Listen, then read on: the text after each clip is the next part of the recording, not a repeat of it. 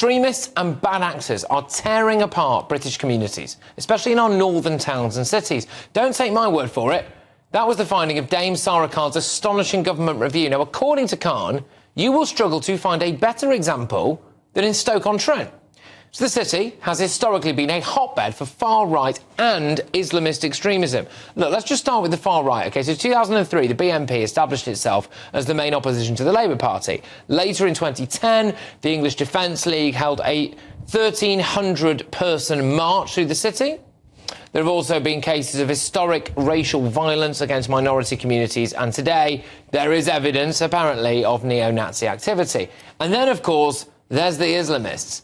Banned terrorist groups, Hizb ut-Tahrir and al-Mujahideen, with a foothold there since the early 1990s, by the way. Usman Khan, the London Bridge terrorist, was active in the Stoke-on-Trent Islamist groups, as was Kamran Hussein, an imam who was found guilty in 2017 of preaching Islamist terrorism at the city's High Street Mosque. Now, Hizb ut-Tahrir have their own community centre and gyms in the city. They're also running youth clubs and social activities for women and children. Locals are concerned that they are using these facilities to actively recruit and radicalise young Muslims, and I think that concern is probably fair enough, don't you?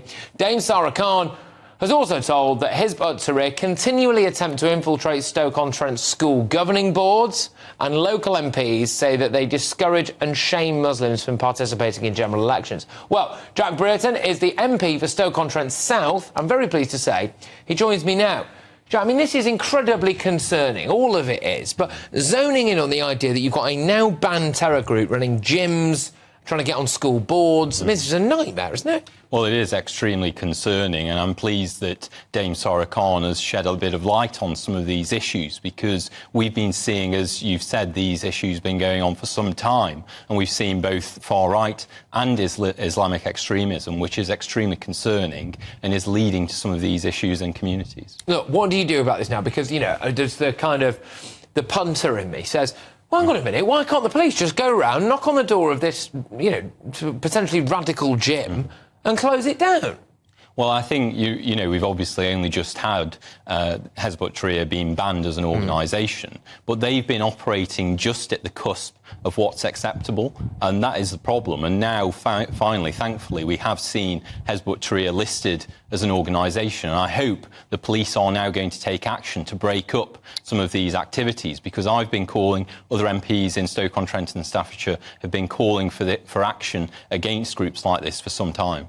I mean, when you see examples like this, and Stoke does appear to be quite a good microcosm of this stuff, where you've got elements of the BNP, or had elements of the BNP, you know, the EDL, and then you've got on top of that then, you know, absolutely rampant Islamism, from what I can gather. Is this a visible sign, really, that multiculturalism has failed in some respects, do you think? Well, I think there are concerns about that, but I think what I've seen is that this is a minority. It's very much a minority, and most of the community are trying to resist this, and we've got to support those communities who are saying, no, this is not what we want to see in our city. And that is something that I've been absolutely, you know, supporting them in, supporting Staffordshire Police as well with addressing some of these concerns. But we do need to see action to address this, and it is concerning that we've had funding withdrawn to address some of the community cohesion, prevent funding that was withdrawn, which actually should have been put in place, in my view,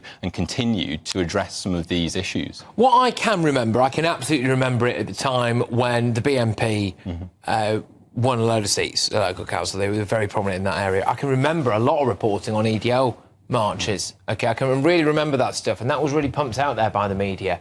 I don't really recall seeing a huge amount of local reporting on, you know, a Hizb ut-Tahrir gym, a community centre. Like you said, they've been operating quivering on the edge of terrorism for quite a while now.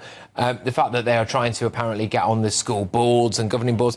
It does appear as though there's almost been... We talk about two-tier policing. Has there been two-tier reporting on this stuff, do you think? Well, I think some of this is not being reported, and I think it's been convenient in some cases not to report it and what's been going on. And a lot of this is below the radar. It is happening without people seeing, and there is obviously a lot of vulnerability that they prey on as well, both in terms of Islamic extremism and the far right. I would say prey on vulnerability. But what I think was so visible about the BNP was that they actually won seats on the council. They had 9 seats at one point. So they were the official opposition on the city council, which was, absolutely shocking, really. And they occupied really a vacuum that was left by a collapse of the Labour Party in that area. But what we also see, and what I'm very concerned about, is that some of these radical and extremist groups are trying to subvert democracy. They're trying to deter ordinary people from getting involved and voting.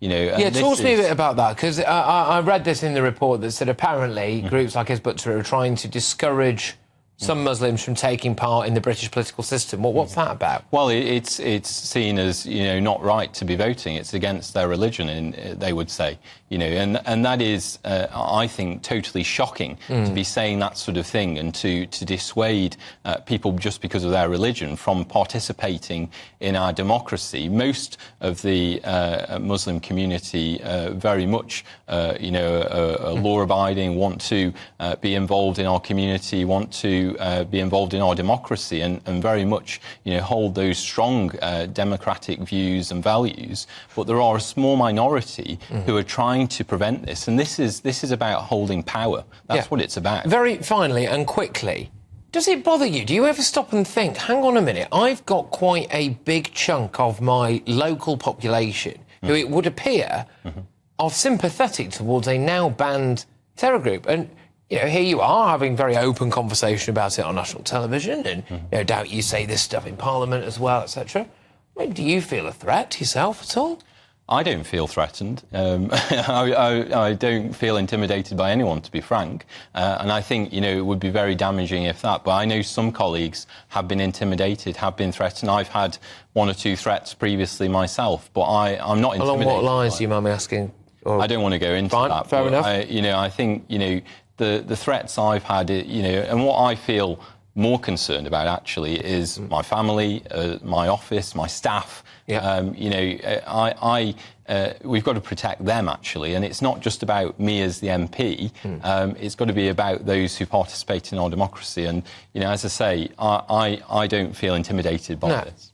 Well, good for you, and thank you very, very much for coming on and talking about what is a fascinating case study of, unfortunately, in some respects, where Britain is today. But Jack Brereton there, thank you very, very much.